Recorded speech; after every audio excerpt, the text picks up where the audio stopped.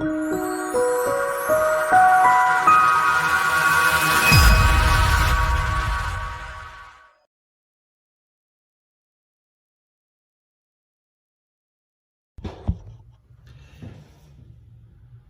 María Purísima, sin pecado concebida.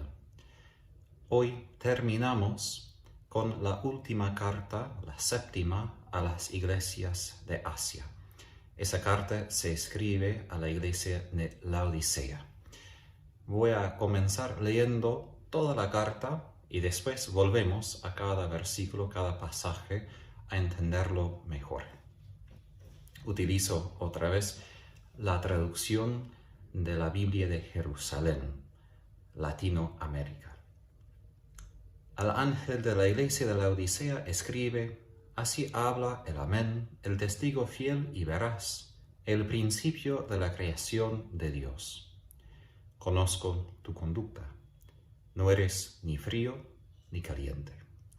Ojalá fueras frío o caliente. Ahora bien, puesto que eres tibio y no frío ni caliente, voy a vomitarte de mi boca. Tú dices: soy rico, me he enriquecido, nada me falta. Y no te das cuenta de que eres un desgraciado, digno de compasión, pobre, ciego y desnudo. Te aconsejo que me compres oro acrisolado al fuego para que te enriquezcas, vestidos blancos para que te cubras, y no quede al descubierto la vergüenza de tu desnudez, y un colirio para que te lo pongas en los ojos y recobres la vista. Yo a los que amo los reprendo y corrijo. Sé pues ferviente y arrepiéntete. Mira que estoy a la puerta y llamo.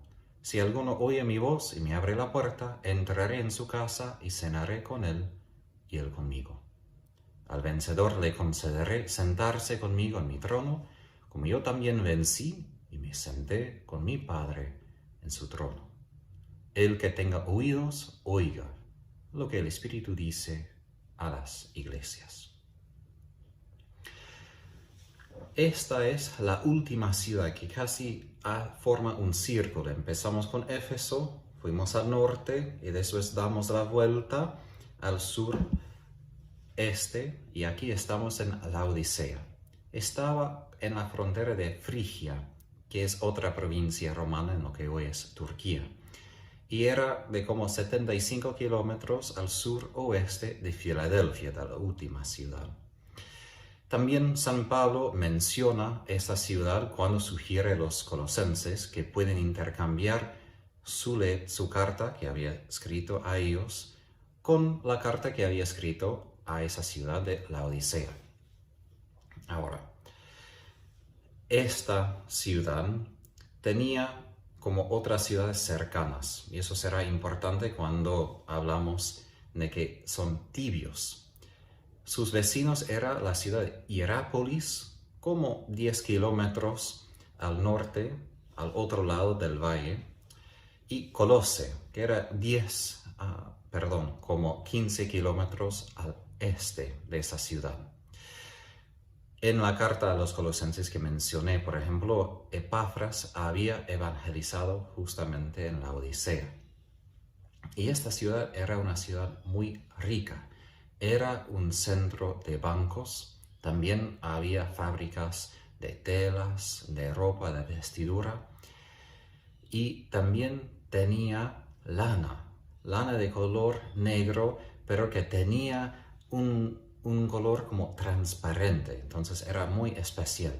También era la sede de una escuela de medicina que fue notable por su polvo de Frigia, un polvo que era el ingrediente más importante para el colirio, y vamos a hablar de esto luego. Ahora, esa ciudad fue tan rica que después de haber sido destruido en el año 60 después de Cristo, rehusó la ayuda de Roma en construir su ciudad de vuelta. Con sus propios recursos y dinero reconstruyó todo. Y hoy han descubierto a través de excavaciones de que tenía una colonnada, tenía lo que en su día era lo que nosotros tenemos en los malls, es decir, esos lugares de muchas tiendas juntas. Entonces ya tenían esto ya en ese tiempo de Cristo, de Pablo. Por eso vamos a escuchar esas palabras tan fuertes otra vez de Jesús a esa ciudad. Ahora, cuando Cristo se dirige a esta ciudad, utiliza un título que no se encuentra en el primer capítulo, cuando se manifiesta a Juan. Utiliza el nombre del Amén.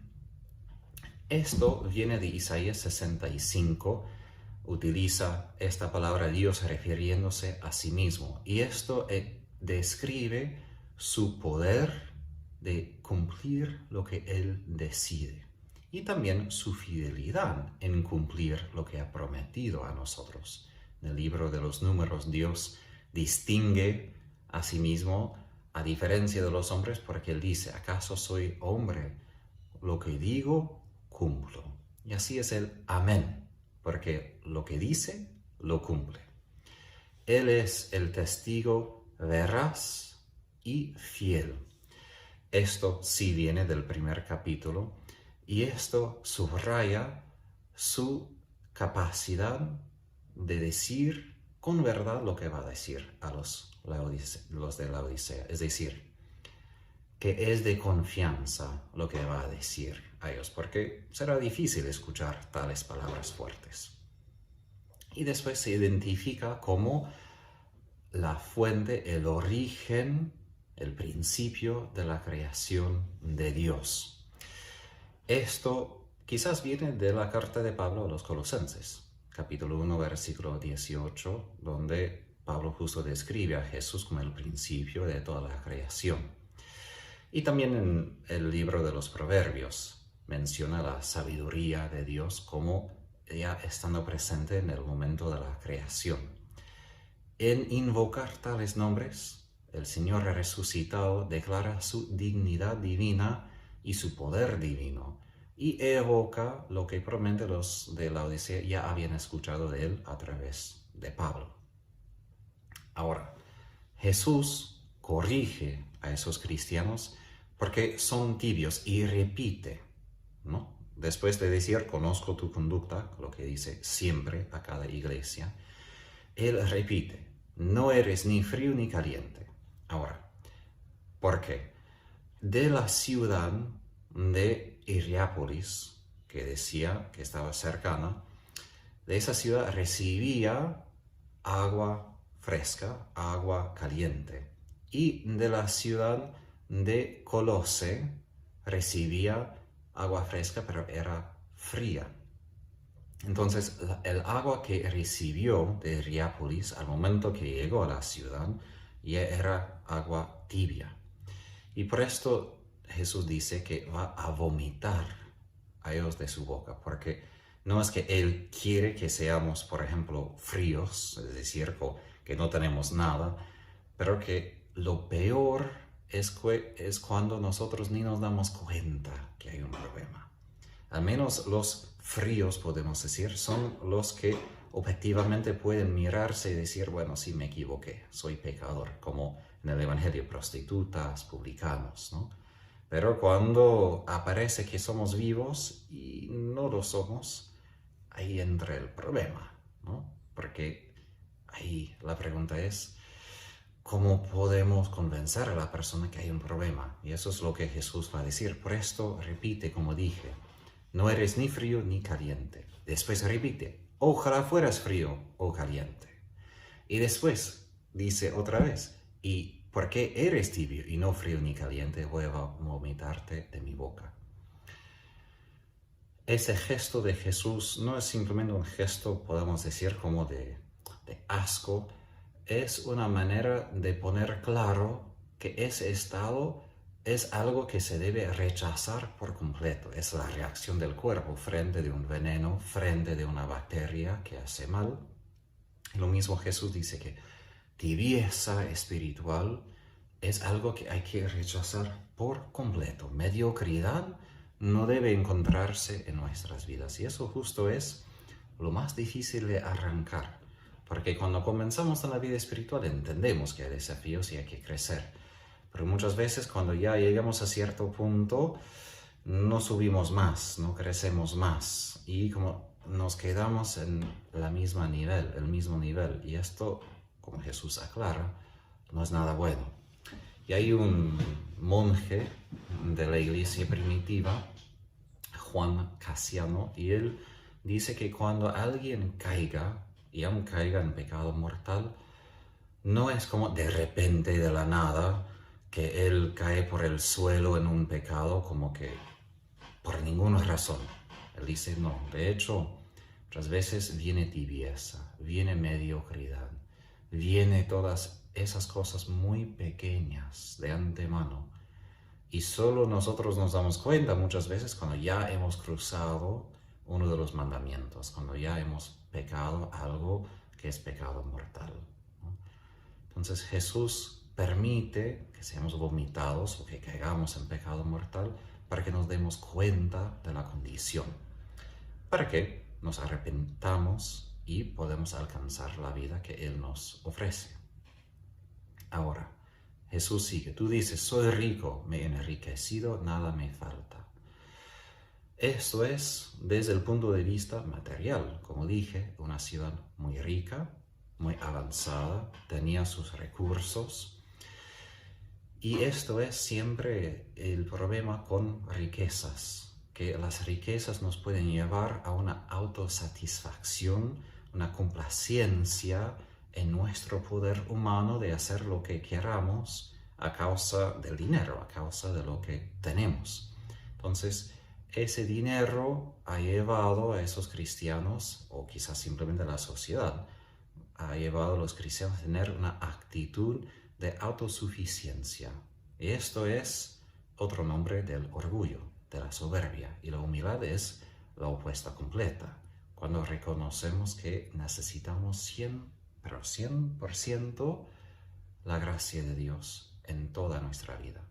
Ya en el libro de Deuteronomio, capítulo 8, el Señor ya advirtió a los israelitas que cuando entrarán a la tierra prometida, van a encontrar prosperidad si siguen sus mandamientos. Pero, ojo, como dicen acá, que deben cuidarse, porque puede ser que ellos van a olvidarse de Dios cuando disfrutan de los productos de la tierra, cuando ya tiene todo en abundancia.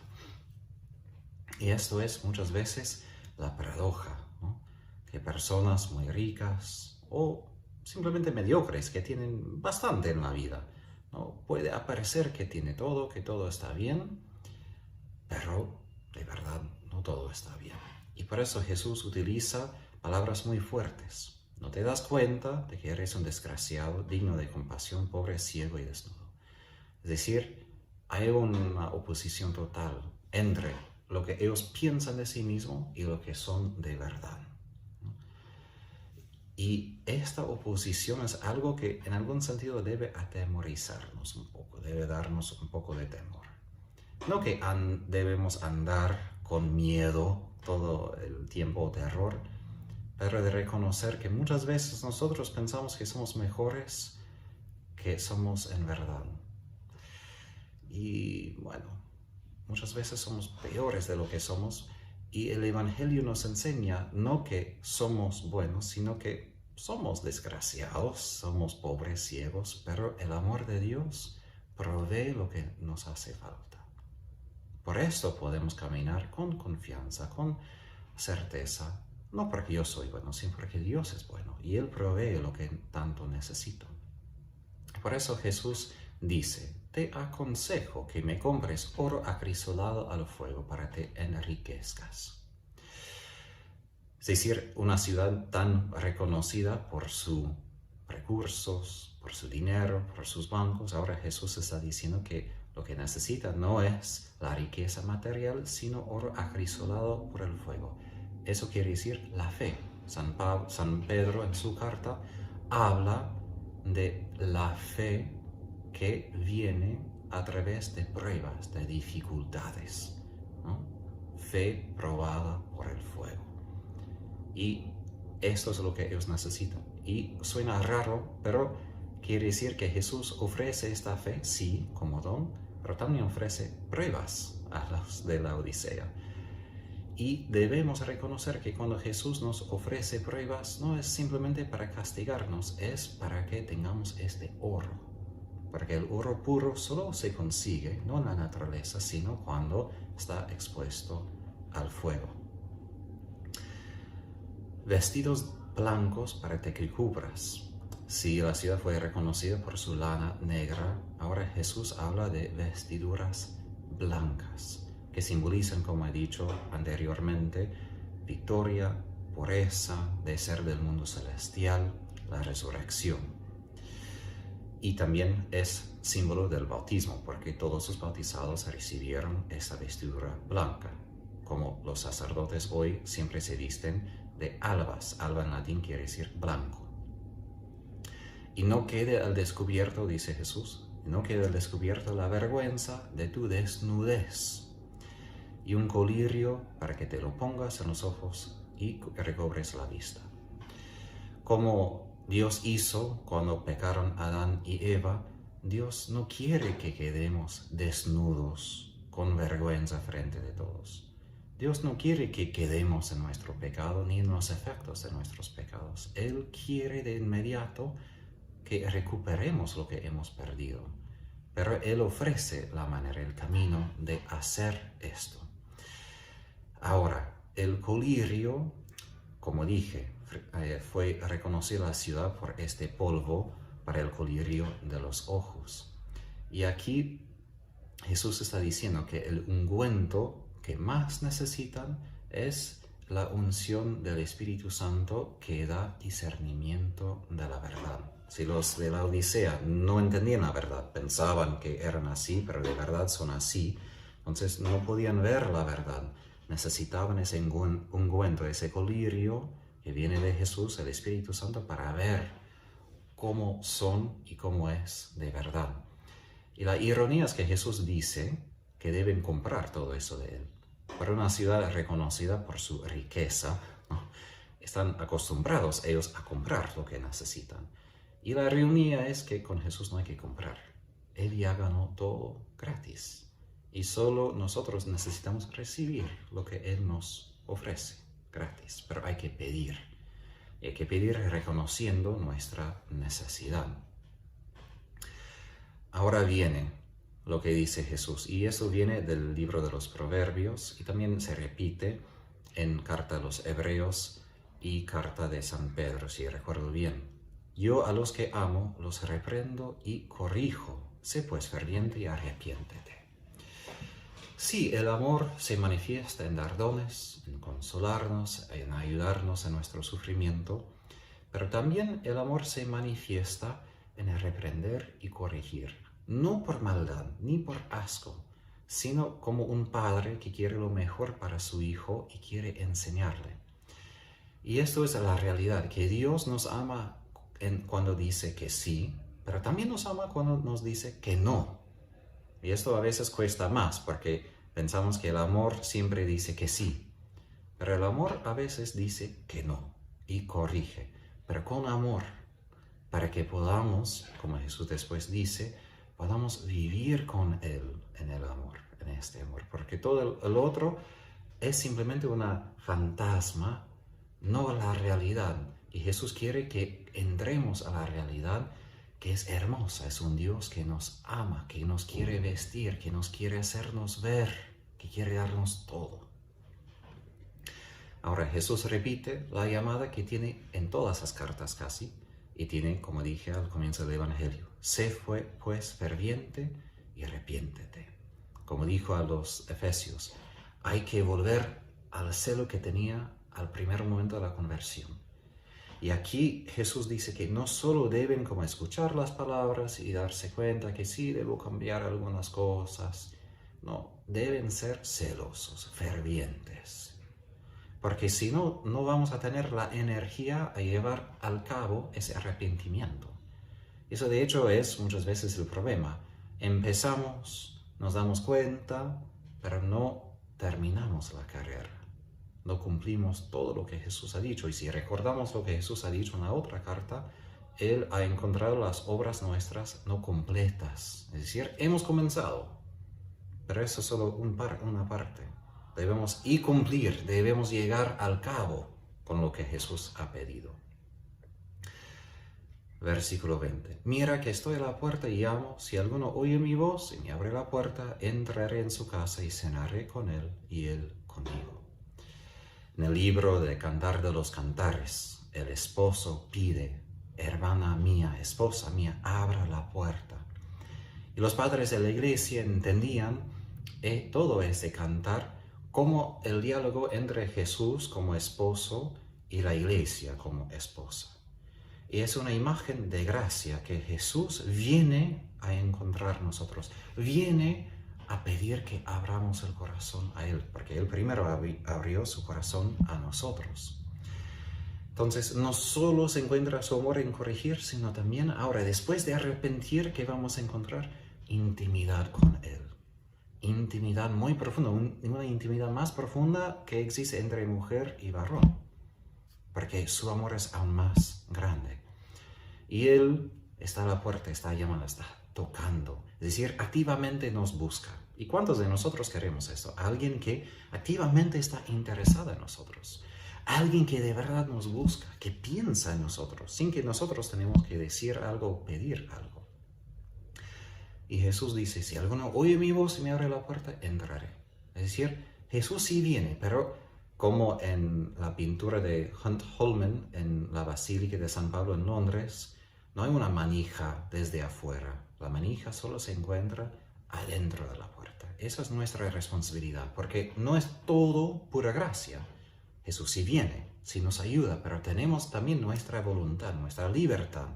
Jesús no quita esto a través de su gracia, sino a través de su gracia nos hace capaces de abrir a Él. Entonces eso pide de nuestra voluntad, como la Virgen, de decir: sí, que se haga.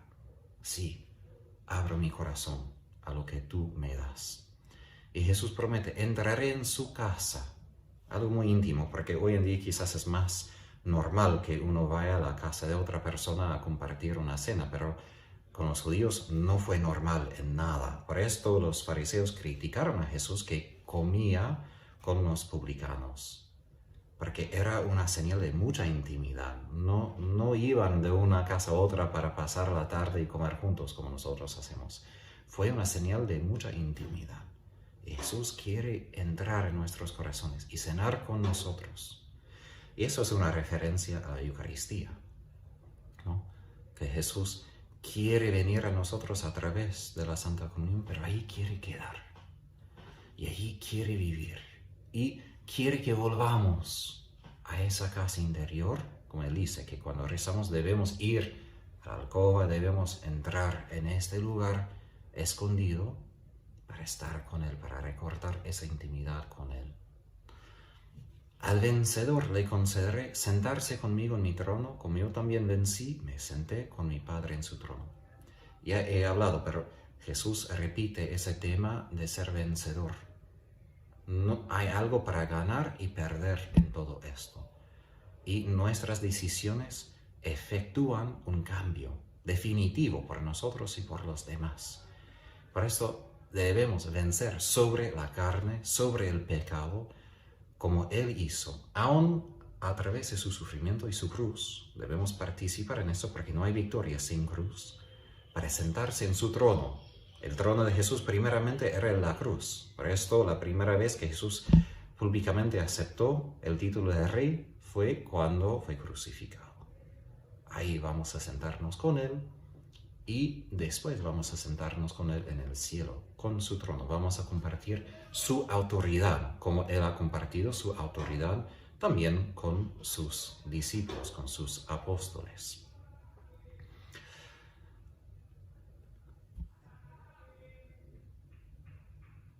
El que tenga oídos, oiga lo que el Espíritu dice a las iglesias. Otra vez la exhortación de que lo que el Espíritu ha dicho aplica a nosotros donde quiera que estemos, en cualquier tiempo que estemos. Porque muchas veces esas condiciones son condiciones muy humanas que se repiten a lo largo de la historia, porque el corazón humano siempre en algún sentido se repite. Se encuentra ahí los mismos deseos, mismos desafíos, mismas dificultades. Por eso esas palabras aplican a nosotros, aun si estamos en diferente contexto, con diferentes problemas, al menos del lado exterior, pero del lado interior, al lado del corazón, nos encontramos en una situación muy semejante a lo que pasaron los de la Odisea.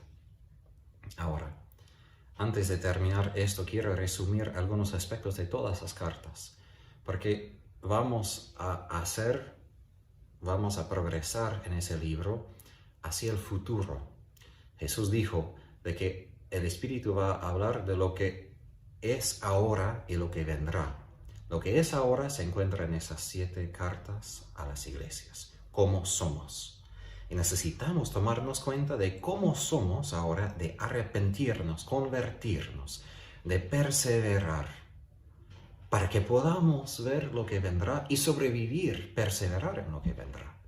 Por eso es tan importante tomar en serio esas cartas, porque sin esas cartas y sin vivir lo que Jesús nos pide, sin ser fervientes, podemos leer todo lo que viene, pero será como curiosidad.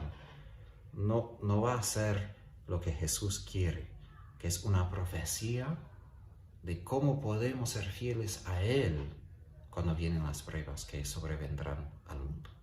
Entonces, en resumen, ¿cuáles son las etapas que exige esas cartas en nosotros, los pasos? Primero, la humildad, de reconocer la verdad de nosotros, la verdad de nuestra situación. Es difícil ser honestos con nosotros mismos, de cómo somos, de nuestros hábitos, de nuestros pecados y también de nuestra incapacidad.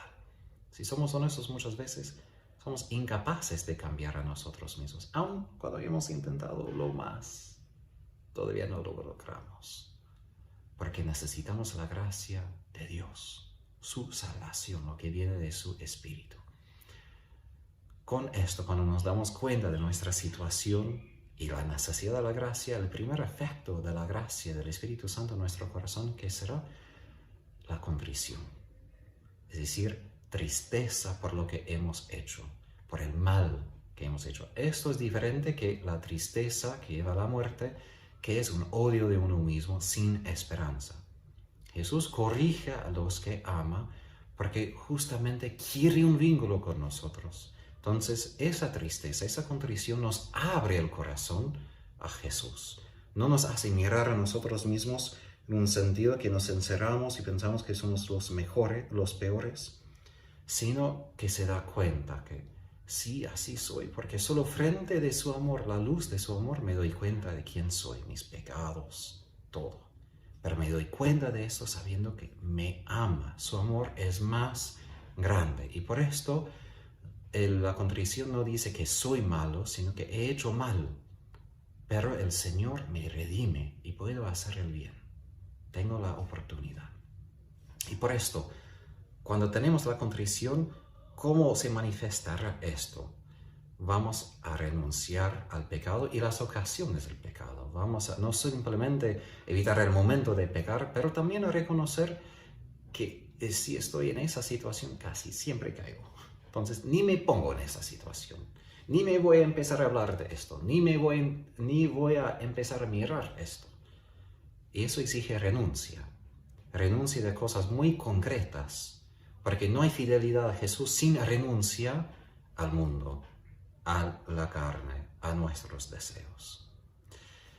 Y también con esa renuncia viene el pedir de perdón y de Dios, ¿no?, a través de la confesión, y también pedir perdón de los demás. Pedir perdón de manera muy concreta a los demás por cosas muy puntuales. Y de hacer restitución. Porque no es simplemente que pedimos perdón y como mágicamente Dios arregla todo. No. Dios nos da la gracia también de corregir lo que hemos hecho y hacer retribución. Es decir, si hemos dañado la reputación de alguien, de deshacer eso. Es decir, de decir algo bueno o de decir que no era verdad lo que habíamos dicho. Porque debemos cambiar el daño que hemos hecho, ¿no? Debemos, en vez de hacer el daño, debemos hacer el bien, y aún más bien del mal de lo que habíamos hecho. Entonces, eso también es necesario, esa satisfacción, esa penitencia, ¿no? De devolver lo que hemos robado, de restaurar un vínculo que se rompió a través de nuestro enojo. Todo esto son señales muy concretas de que tomamos en serio el arrepentimiento. Y solo si vivimos así ya ahora, si tomamos en serio sus palabras, seremos preparados, listos por lo que vendrá. Y por lo que vendrá en este mundo con las pruebas, y también por lo que vendrá cuando Jesús viene. Porque solo así podemos entrar al cielo, si nos arrepentimos ahora y tenemos esa intimidad con Él ahora, para vivir en esa intimidad por toda la eternidad. Que el Espíritu Santo nos dé esa capacidad de un arrepentimiento profundo y de tener una intimidad muy profunda con Jesús, nuestro Señor. Que Dios les bendiga.